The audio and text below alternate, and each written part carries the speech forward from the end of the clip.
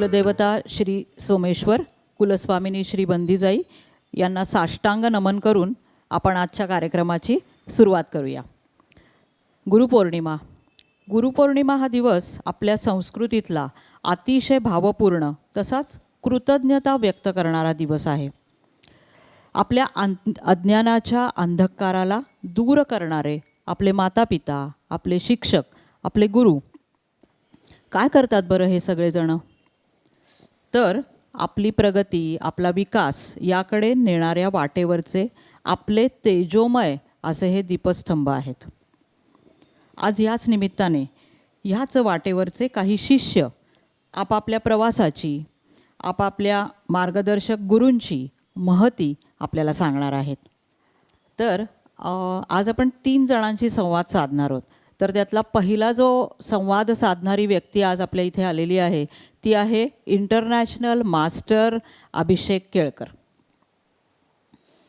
अभिषेक केळकर हा गेली 23 वर्ष चेस हा गेम खेळतोय आणि देशविदेशात भारतीय खेळाडू म्हणून गाजतो आहे. आज प्रथमतः इंटरनॅशनल चेस डेच्या निमित्ताने त्याला आपण खूप खूप शुभेच्छा देऊया. धन्यवाद. मी सध्या सेंट्रल गव्हर्नमेंटमध्ये टॅक्स असिस्टंट या पोस्टवरती आहे.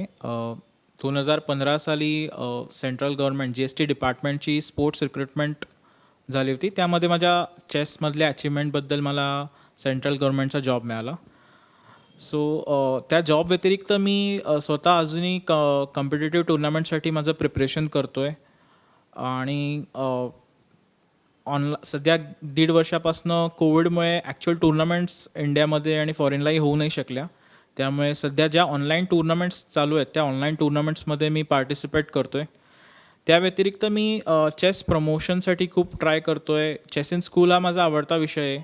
स्कूल्समध्ये चेस प्रमोट करण्यासाठी ट्राय करतो आहे. स्कूल्समधल्या मुलांनी ॲटलिस्ट 1 वर्ष तरी चेस शिकावं अशी माझी इच्छा आहे. आणि त्यासाठीच मी सध्या वेगवेगळ्या स्कूल्सची कोऑर्डिनेट करतो आहे. त्यांना एनकरेज करतो आहे त्यांच्या करिक्युलममध्ये चेस त्यांनी घ्यावं म्हणून. अरे वा. अभिषेक, चेसचं नेमकं आकर्षण कधी निर्माण झालं, कसं निर्माण झालं? ॲक्च्युली जेव्हा मी 6 वर्षाचा होतो त्यावेळी मी खूप हायपर ॲक्टिव्ह होतो असे माझे पेरेंट्स मला सांगतात. खूप दंगामस्ती करायचो. त्यावेळी थोडं ॲक्च्युली शांत होण्यासाठी एका जागी बसावं यासाठी मला माझ्या पेरेंट्सनी, आईवडिलांनी मला चेस शिकण्यासाठी क्लासमध्ये पाठवलं. आणि जेव्हा मी चेस शिकलो, खेळायला लागलो त्यावेळी चेसमध्ये वेगवेगळे पझल्स असतात आणि ते खरंच तुमच्या डोक्याला खूप चालना देतात. सो ते पझल्स सोडवताना माझा इंटरेस्ट खूप डेव्हलप झाला. आणि आधीच्या काळात मला खेळण्याऐवजी मला ते पझल सोडवणं जास्ती आवडायचं आणि त्याच प्रोसेसमध्ये माझी चेसची आवड निर्माण झाली.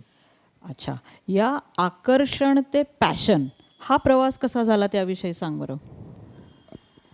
ॲक्च्युली जेव्हा चेसची आवड निर्माण झाली मी पझल सॉल्व करायला लागलो.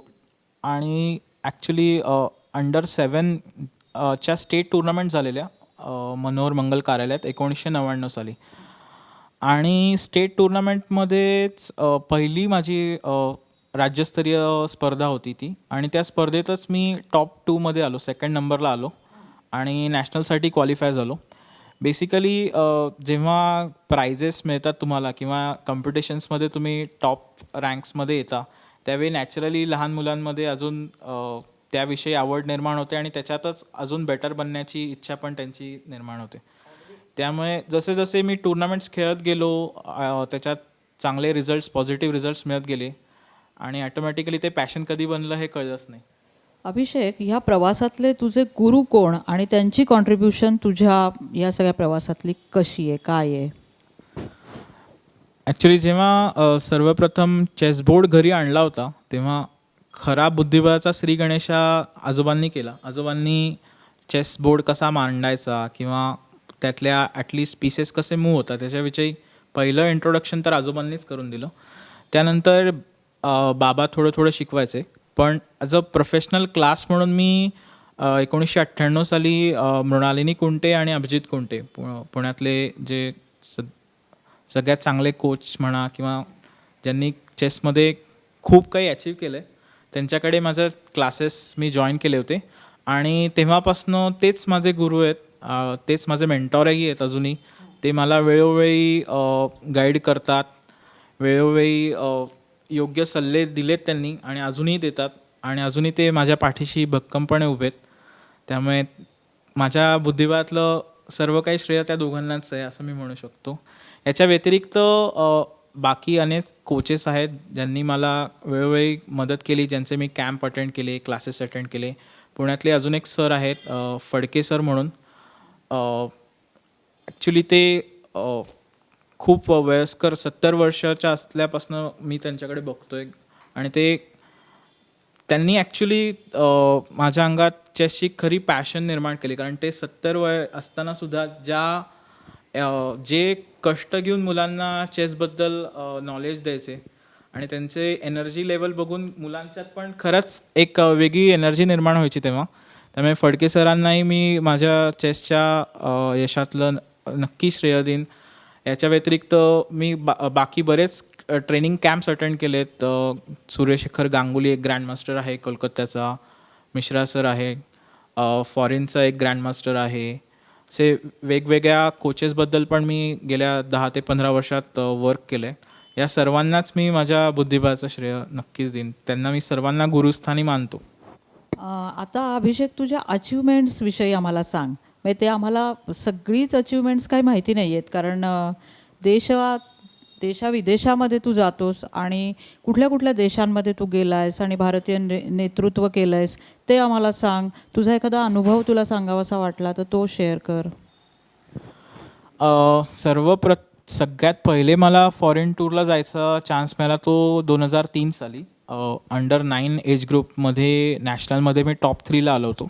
त्यामुळे एशियन अंडर 9 टुर्नामेंटमध्ये मला इंडियाला रिप्रेझेंट करता आलं. तेहरानला ती टुर्नामेंट झालेली 2003 साली. सिलेक्ट तर झालो होतो पण ती टुर्नामेंट विशेष एवढी मनासारखी गेली नाही. त्यावेळी मी 20वा आलो होतो त्या टुर्नामेंटमध्ये. त्यानंतर अनेक वेगवेगळ्या Asian under 13, world under 19, Asian under 15 अशा वेगवेगळ्या टुर्नामेंट्समध्ये मी इंडियाला रिप्रेझेंट केलं.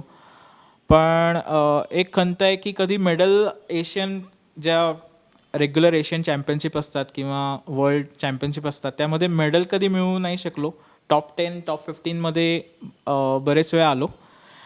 या व्यतिरिक्त चेसमध्ये एज ग्रुप टुर्नामेंट्स व्यतिरिक्त तुम्हाला इंटरनॅशनल मास्टर आणि ग्रँडमास्टर हे टायटल्स आहेत. ते टायटल मिळवण्यासाठी तुम्हाला वेगवेगळ्या टुर्नामेंट्समध्ये पार्टिसिपेट करावं लागतं. सो 2008 सालापासून मी इंटरनॅशनल मास्टर होण्यासाठी प्रयत्न माझे चालू केले होते.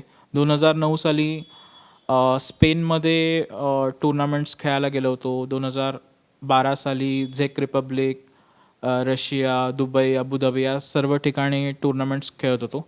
2014 साली मला इंटरनॅशनल मास्टरचा पहिला नॉम मिळाला आणि 2015 साली माझं इंटरनॅशनल मास्टर टायटल कंप्लीट झालं. सो तीच माझी आत्तापर्यंतची सगळ्यात मोठी अचिव्हमेंट आहे. आणि त्यानंतर मी ग्रँडमास्टर होण्यासाठी प्रयत्न करतो गेली 5 ते 6 वर्ष. बरेच वेळा जवळ आलो आहे पण अजून ते काही पूर्ण होऊ शकलं नाही आहे. 2018 साली रशियात झालेल्या एका मोठ्या स्पर्धेत मी जॉईंट विनर म्हणून आलो होतो. ती एक माझी अजून एक चांगली अचिव्हमेंट असं म्हणता येईल. एक शेवटचा प्रश्न तुला विचारावासा वाटतो ते म्हणजे आता तू चेसचे सर आहेस, तर सर म्हणून तू आजच्या मुलांबद्दल काय सांगशील? ॲक्च्युली आत्ताची जनरेशन ही खूपच टॅलेंटेड आहे आणि चेस पण इंडियामध्ये खूप पॉप्युलर होतं आहे. आणि असं म्हणता येईल की चेस दिवसेंदिवस यंग होत चाललं आहे कारण लहान लहान मुलं खूप अचीव करत आहेत. आत्ताच रिसेंटली भारतीय वंशाच्या बट अमेरिकन मुलांनी एक वर्ल्ड रेकॉर्ड केला. 12व्या वर्षी तो ग्रँडमास्टर बनला. That is world record. त्यांनी 19 वर्ष जुना 20 वर्ष जुना रशियाच्या प्लेअरचा एक रेकॉर्ड ब्रेक केला त्यांनी. सो चेसमध्ये एक नवी पिढी येते आणि ती खूप पॅशनेट आहे गेमबद्दल आणि टॅलेंटेड पण आहे. आणि एफर्ट्स घ्यायला पण तयार आहे. आणि मी पण त्या दृष्टीने कॉन्ट्रीब्यूट करायचा ट्राय करतो आहे. पुण्यातले, महाराष्ट्रातले जे अंडर 7, अंडर 9, अंडर 11 एज ग्रुपमधले प्लेयर्स आहेत आणि जे खरंच कॉम्पिटिटिव्ह लेवलला खेळायला इंटरेस्टेड आहेत, चेसमध्ये करिअर करण्यासाठी इंटरेस्टेड आहेत, अशा प्लेयर्सना मी गाईड करायचं काम करतो आहे. त्यांना as a mentor, as a coach म्हणून हेल्प करतो आहे. आणि अशा काही पुण्यातल्या खेळाडूंनी जे माझ्याकडे ट्रेन करत आहेत, त्यांनी वर्ल्डमध्ये चॅम्पियनशिप, वर्ल्ड अंडर 7मध्ये एका मुलाने चॅम्पियनशिप मिळवली, एशियन अंडर 9मध्ये एका मुलाने चॅम्पियनशिप मिळवली. सो मला त्यामध्ये पण अजून थोडं कॉन्ट्रीब्यूट करायचं आहे, जेणेकरून पुण्यातली नवी पिढी चेसमध्ये पुढे येऊ शकेल आणि देशासाठी काहीतरी काम करू शकेल. अभिषेक, तू मुलांना चेस शिकवतोयस, तर तुला काय वाटतं की याचे काय फायदे आहेत मुलांसाठी? ॲक्च्युली मी मगाशी जे म्हणत होतो की आत्ताची जी जनरेशन आहे ती खरंच खूप टॅलेंटेड आहे आणि त्यांच्यात एक वेगळी एनर्जी आहे. पण त्या एनर्जीला एक डिरेक्शन देणं खूप गरजेचं आहे. कारण अदरवाईज मुलं एवढी दंगामस्ती करतात, हायपर ॲक्टिव्ह होतात, पण त्यांना जर का आपण एखाद्या गोष्टीमध्ये गुंतवू शकलो तर ती एनर्जी एका चांगल्या कामासाठी युटिलाइज होऊ शकेल आणि त्यातनं त्यांच्या माइंड आणि ब्रेनसाठी इम्प्रूव्ह होण्यासाठी पण फायदा होईल. सो जेव्हा आपण मुलं लहान वयात चेस शिकायला लागतात, सो त्यांना ओव्हरऑल त्यांच्या लाईफमध्ये खूप फायदे आहेत. कॉन्सन्ट्रेशन त्यांचं इम्प्रूव्ह होण्यासाठी फायदे आहेत, कॅल्क्युलेशन इम्प्रूव्ह होण्यासाठी फायदे आहेत. बरीच मुलं मी अशी बघितली आहेत की जे चेस खेळायला लागल्यापासून खूप शांत झाली आहेत, त्यांचं डिसिजन मेकिंग इम्प्रूव्ह झालं आहे. सो बरेच फायदे आहेत. त्यामुळे लहान मुलांसाठी तर चेस नक्कीच फायद्याचं आहे. का राईट एजला चेस ते शिकले तर त्यांना थ्रूआउट त्यांच्या एज्युकेशनमध्ये पण खूप फायदा आहे. खरं सांगायचं ना तर मनाची एकाग्रता इतकी महत्त्वाची आहे. मला असं वाटतं की आजच्या मुलांना जे स्क्रीन ॲडिक्शन आणि पेरेंट्सना त्याचा त्रास होतो आहे, त्यासाठी हे खूपच चांगला उपाय आहे की हा खेळ मुलांना इंट्रोड्यूस करणं, नाही का? नक्कीच नक्कीच. मला असं वाटतं की 2017-18 यामध्ये सुद्धा तुला एक अवॉर्ड मिळालं होतं, आठवतं आहे मला? हो, 2017 आणि 18 सालमध्ये ज्यांनी अचिव्हमेंट केले होते त्यांच्यासाठी महाराष्ट्र राज्य सरकारने शिवछत्रपती अवॉर्ड डिक्लेअर केला होता आणि त्यामध्ये मला सुद्धा तो अवॉर्ड मिळाला होता. खूप छान, तुझं अभिनंदन आणि तुझ्या पुढच्या सगळ्या वाटचालींसाठी आम्हा सगळ्यांतर्फे खूप खूप शुभेच्छा. धन्यवाद अभिषेक. थँक्यू. आपल्याला जो संवाद आत्ता साधायचा आहे तो आहे कौशिक केळकर. हा तबला वादक आहे आणि गेली 12 वर्ष कौशिक तबलावादन करतो आहे. म्हणजे शिकतो पण आहे, तबलावादन करतो पण आहे.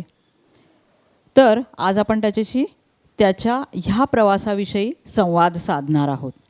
तर कौशिक, मला तुला पहिला प्रश्न असा विचारायचा आहे की तबला आणि तुझं असं नातं नक्की कधीपासून सुरू झालं?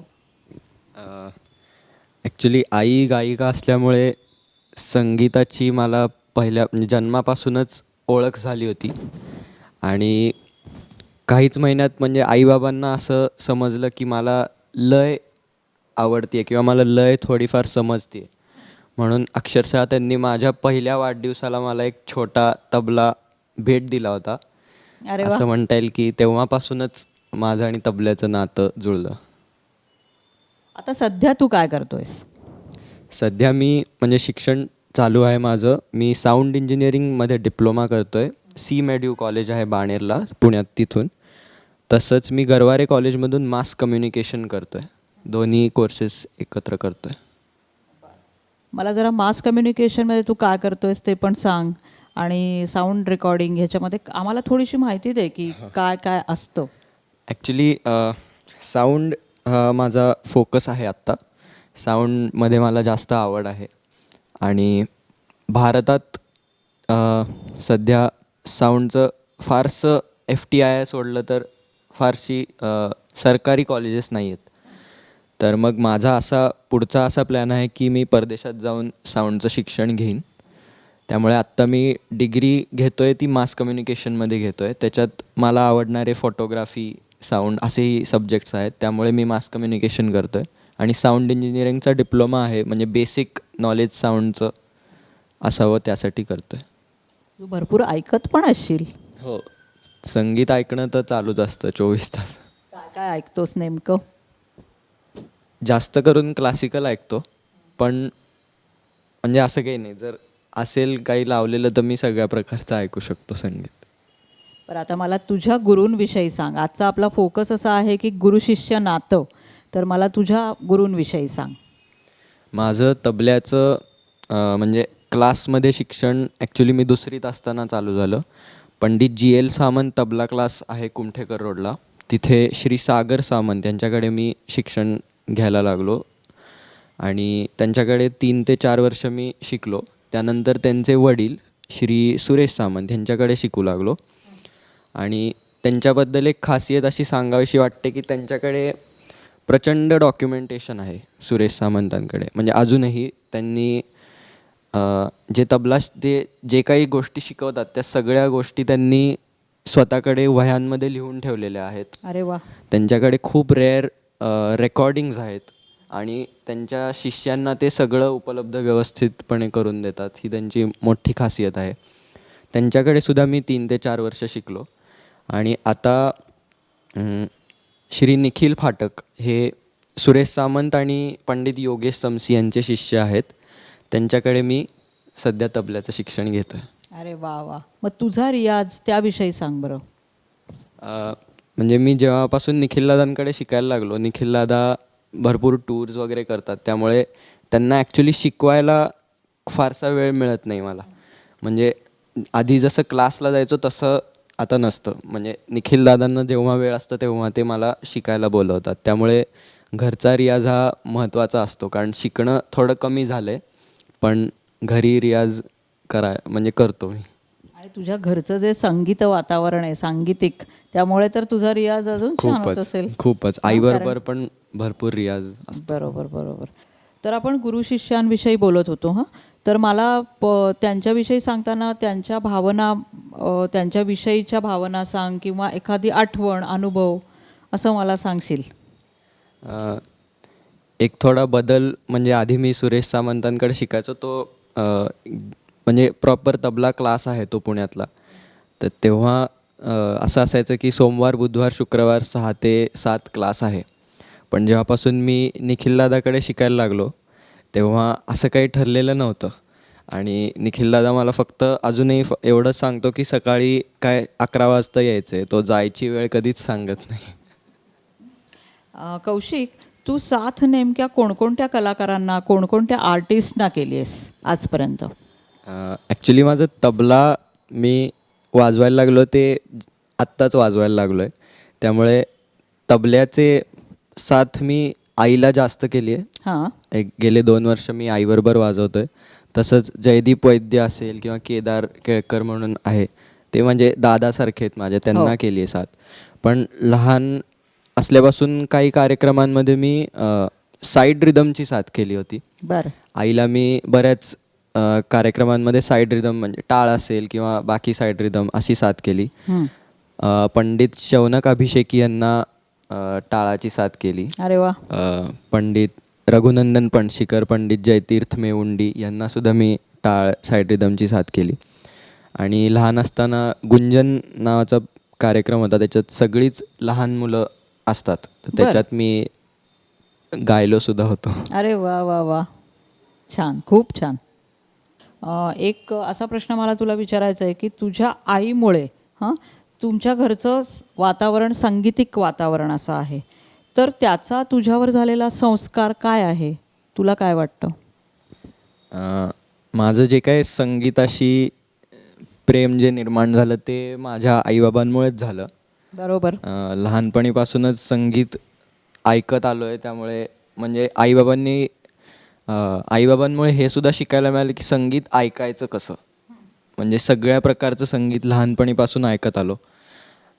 त्यानंतर माझं साऊंडमध्ये जे इंटरेस्ट निर्माण झाला तो सुद्धा आईमुळेच त्याची सुरुवात झाली असं म्हणता येईल. कारण आईचे प्रोग्रॅम असतील किंवा रेकॉर्डिंग असतील तेव्हा प्रोग्रॅममध्ये मी साऊंडच्या शेजारी बसून ते काय काम चालू आहे, कसं चालू आहे ते बघायचो. रेकॉर्डिंग स्टुडिओमध्ये जाऊन कसं काम चालू आहे, काय होतं ते बघायचो. तिथे माझा ॲक्च्युली इंटरेस्ट तो तयार झाला.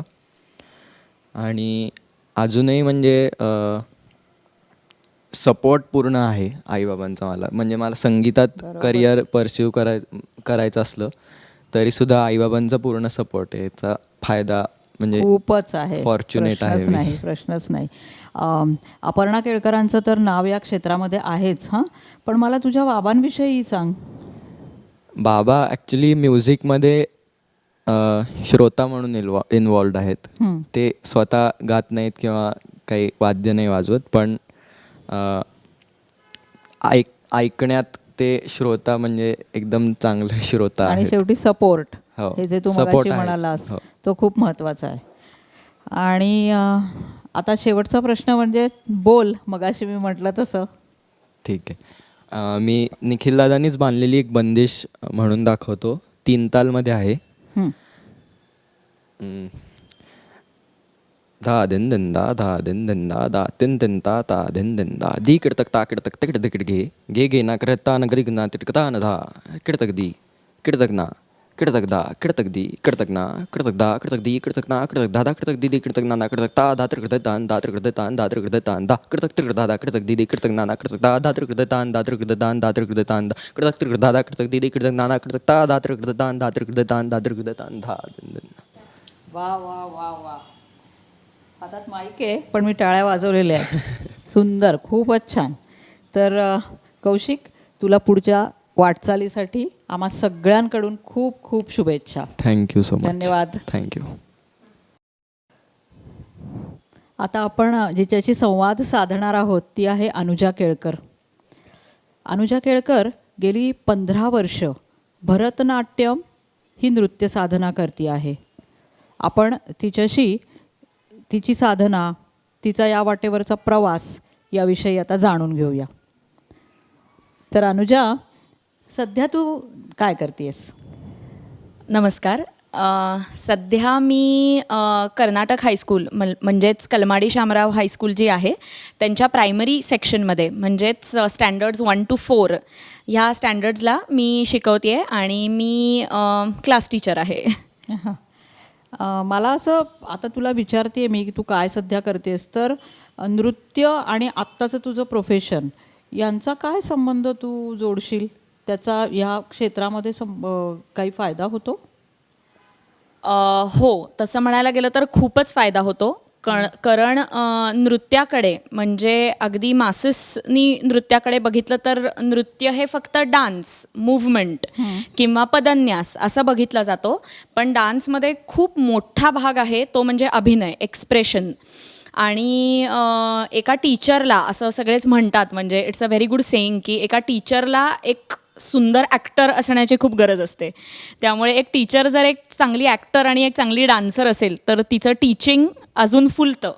त्यामुळे ह्या दोन्ही गोष्टी खूप हँड इन हँड जातात असं मला वाटतं. म्हणजे मुलांना तुझा क्लास खूप इंटरेस्टिंग वाटू शकतो, वाटत असेल असा कदाचित त्यांचा वेगळा इंटरव्ह्यू घेतला तर ते म्हणतील कदाचित हो. ओके, खूप छान.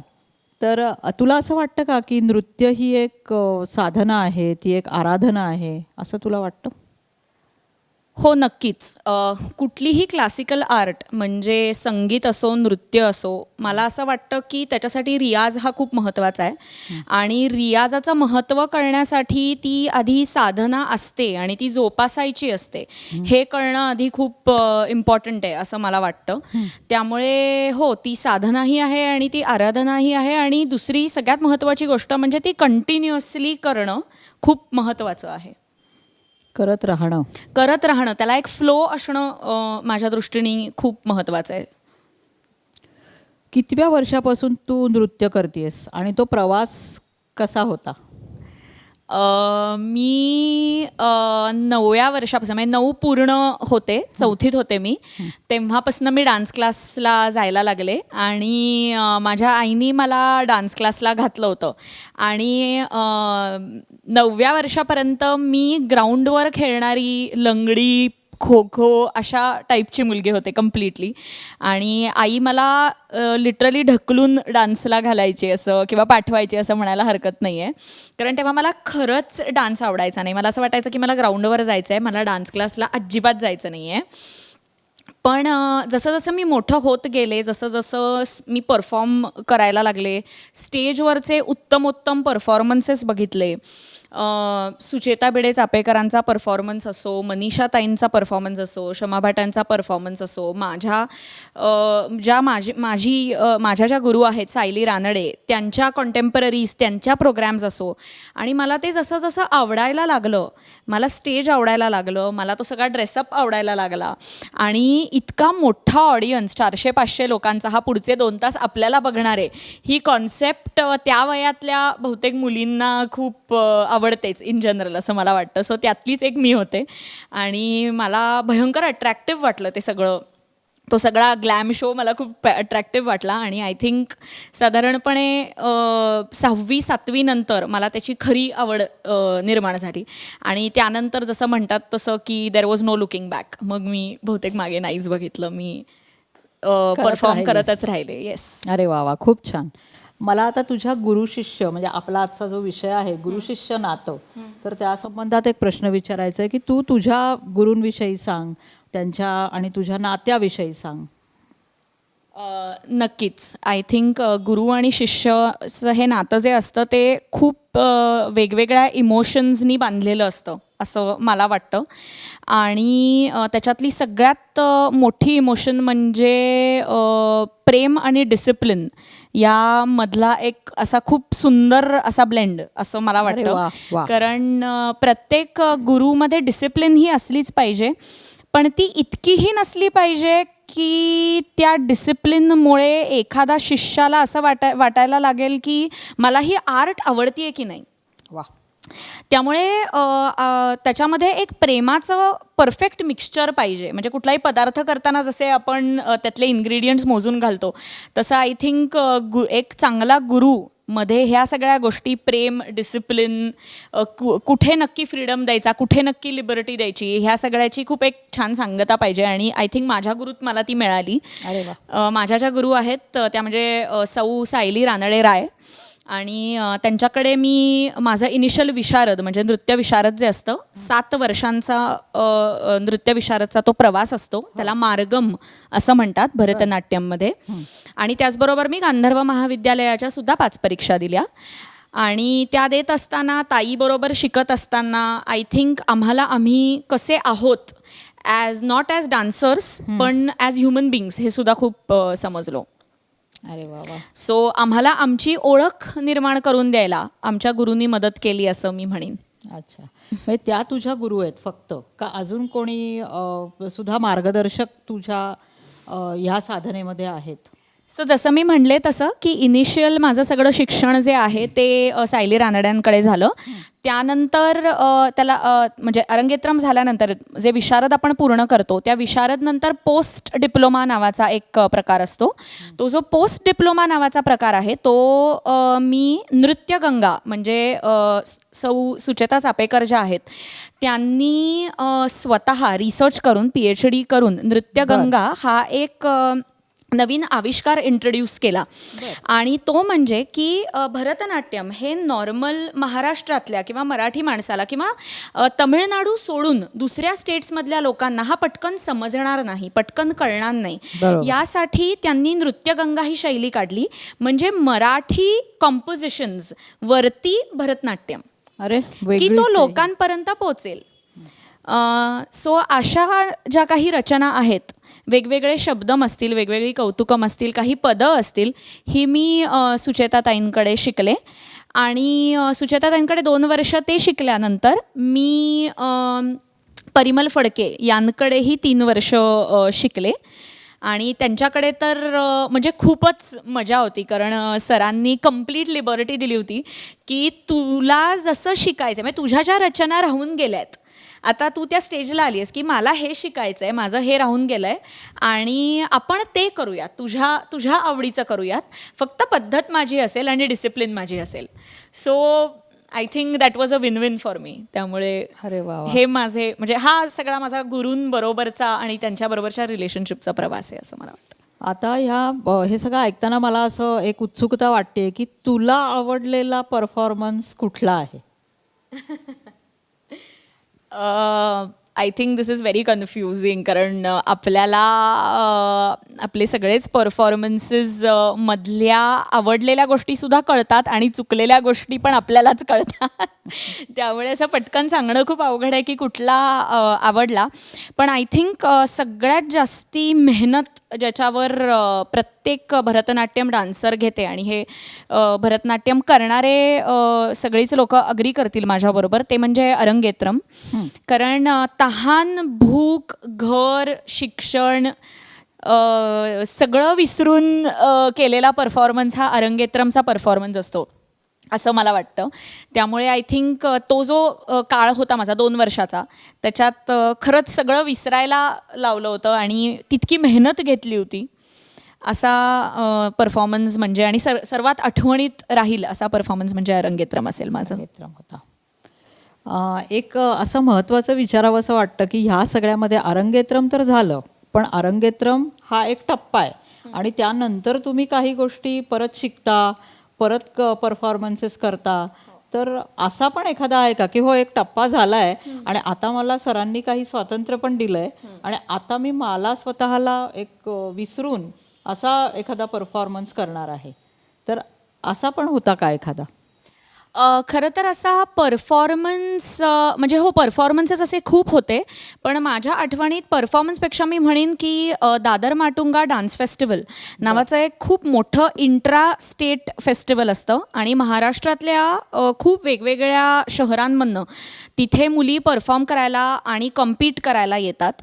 सो त्यामध्ये मी भाग घेतला होता आणि अशीच खूप मेहनत घेतली होती. आणि आयत्या वेळेला तुम्हाला टॉपिक दिलेला असतो, तुम्हाला काहीच प्रिपेअर करायला मिळत नाही आणि तुम्हाला खूप मोठ्या मोठ्या लेवलची जजेस जे खूप एक्सपिरियन्स्ड आहेत असे, ऑफकोर्स नॅचरली इंट्रास्टेट कॉम्पिटिशन असल्यामुळे जजेस आलेले असतात, त्यामुळे टेन्शन तर खूप होतं.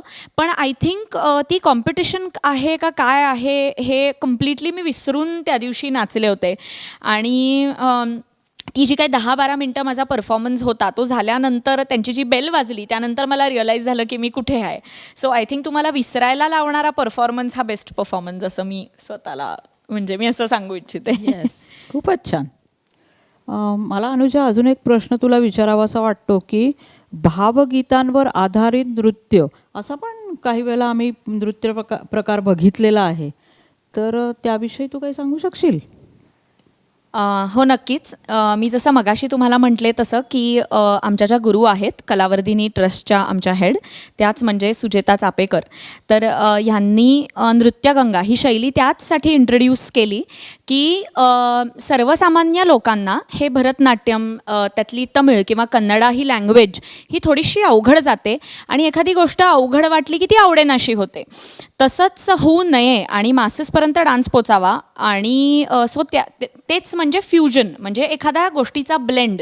सो मराठी आणि कन्नडा ह्याचा ब्लेंड म्हणून त्यांनी अशा खूप वेगवेगळ्या रचना इंट्रोड्यूस केल्या. त्याच्यामध्ये कृष्णाच्या वेगवेगळ्या रचना असतील, म्हणजे राधाकृष्णाची एखादी रचना असेल किंवा शंकर पार्वतीच्या एखादी रचना असेल, गणपती बाप्पाची एखादी रचना असेल.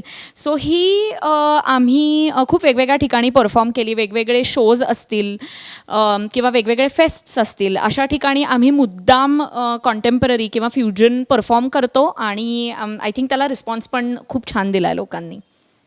अरे वा वा, खूपच छान. तुझ्या नृत्याविषयीचे विचार ऐकून माझ्या असं अजून एक गोष्ट मनात येते की नृत्य आणि फिटनेस, त्याविषयी तू सांगू शकशील? नक्कीच. नृत्य आणि फिटनेस हे खूप हँड इन हँड जाणाऱ्या गोष्टी आहेत. आय थिंक प्रत्येक डान्सरला फिट असणं हे खूप जास्ती इम्पॉर्टंट आहे. आणि आय थिंक इट्स लाईक अंडा आधी की कोंबडी आधी. फिट असाल तर डान्स सुंदर करू शकाल आणि सुंदर डान्सर झाल्यावर फिट न राहण्यावाचं तुम्हाला म्हणजे ऑप्शनच नाही आहे तुम्हाला. त्यामुळे आय थिंक खूप आधीपासूनच मला फिटनेसचा खूप अवेअरनेस होता की स्टेजवर तुम्हाला नाचायचं आहे आणि फक्त चांगलं दिसायचं आहे किंवा त्या कॉस्ट्यूममध्ये तुम्हाला छान दिसायचं आहे, परफेक्ट दिसायचं आहे म्हणून नाही, तर तुमचा स्टॅमिना शेवटपर्यंत टिकणं इम्पॉर्टंट आहे. तुम्ही चेहऱ्यावर, म्हणजे आमची ताई आम्हाला, आमच्या गुरु आम्हाला नेहमी सांगायच्या की पहिल्या सीटवरती बसलेला ऑडियन्स आणि 442वा ऑडियन्स, ह्या व्यक्तीला तुझ्या चेहऱ्यावर तू किती दमली आहेस हे दिसलं नाही पाहिजे. सो हे खूप इम्पॉर्टंट आहे. त्यामुळे आय थिंक त्याच्यासाठी फिटनेस खूप महत्त्वाचा आहे, की तुमचा स्टॅमिना हा पहिल्या रचनेपासनं 7व्या रचनेपर्यंत हा पूर्ण टिकला पाहिजे. सो आय थिंक फिटनेस ही खूप Fitness महत्त्वाची गोष्ट आहे, जी मी वर्षानुवर्ष अंगवळणी पाडून घेतली आहे. आता एक शेवटचा प्रश्न. तू शिष्य म्हणून काही काळ शिकलेली आहेस, दशकापेक्षा अधिक म्हणजे 10 वर्षापेक्षाही अधिक तू शिकली आहेस. आता एक टीचर म्हणून तू काम करतेस, तर तू एक वेगळ्या क्षेत्रातली गुरु आहेस, तर तू मुलांना काय देतेस? म्हणजे ते कसं आलं, इकडनं घेतलं आणि आता देतेस? मला वाटतं माझी आणि माझ्या गुरूंची रिलेशनशिप खरंच इतकी छान होती आणि मी इतकी लकी आहे की मला माझ्या अख्ख्या प्रवासात नृत्याच्या आणि काही प्रमाणात आयुष्याच्या पण इतके छान गुरु मिळाले की त्यांची आणि माझी रिलेशनशिप बघूनच मला कदाचित या फील्डमध्ये एंटर करावंसं वाटलं असं मला वाटतं. कारण एक गुरु काय देऊ शकत नाही. आय थिंक एक गुरु हा फक्त म्हणजे आपल्याला वाटतं की आपण 2 तास डान्स क्लासला जातोय, पण आय थिंक आपण त्याच्याबरोबर एक अख्खं लाईफ जगत असतो असं मला वाटतं. आपल्याला पूर्ण ट्रान्सफॉर्म करण्यामध्ये आपल्या गुरुचा खूप मोठा हातखंड आहे असं मला वाटतं. त्यामुळे एक गुरु म्हणून मी म्हणेन की माझ्या मुलांनी म्हणजे आता मी ज्या शाळेत शिकवते माझ्या मुलांनी माझ्या स्टुडंट्सनी माझ्यावर मी त्यांची टीचर नसतानाही जर तितकंच प्रेम केलं तर मी जिंकले असं मी समजीन. So that probably will make me a nice guru. नाही, मगाशी जो उल्लेख केलास तू की प्रेम आणि डिसिप्लिन ह्याचा बॅलन्स तू आज तुझ्या स्टुडंट्सपर्यंत पोहोचवतेस. नक्कीच जो प्रयत्न तुला तर मिळालेला नक्कीच नक्कीच करते. येस. सो तुझ्या पुढच्या वाटचालीसाठी आम्हा सर्वांतर्फे खूप खूप शुभेच्छा आणि धन्यवाद. Thank you so much. गुरुपौर्णिमेच्या निमित्ताने आज आपण वेगवेगळ्या क्षेत्रातल्या 3 शिष्य आणि गुरु यांच्या जोड्या बघितल्या. म्हणजे ते गुरु इथे उपस्थित नव्हते, पण तरीसुद्धा या 3 शिष्यांकडून त्यांच्या गुरूंविषयीचा आदर, प्रेम, शिस्त किंवा त्यांचं आयुष्यातलं कॉन्ट्रीब्युशन आपल्याला फारच छान कळलं. खरं म्हणजे ना, हे सगळेजण खूप यंग आहेत, खूप युवा अवस्थेतले आहेत, तरीसुद्धा त्यांच्या कलेविषयीचं, खेळाविषयीचं जे पॅशन आहे ते बघून खरोखर मलाच खूप आनंद झालेला आहे. त्यामुळे केळकर कुलसंवर्धन ट्रस्टतर्फे मी या तिघांचं खूप खूप अभिनंदनही करते आणि त्यांच्या पुढच्या प्रवासासाठी खूप खूप शुभेच्छा देते. धन्यवाद.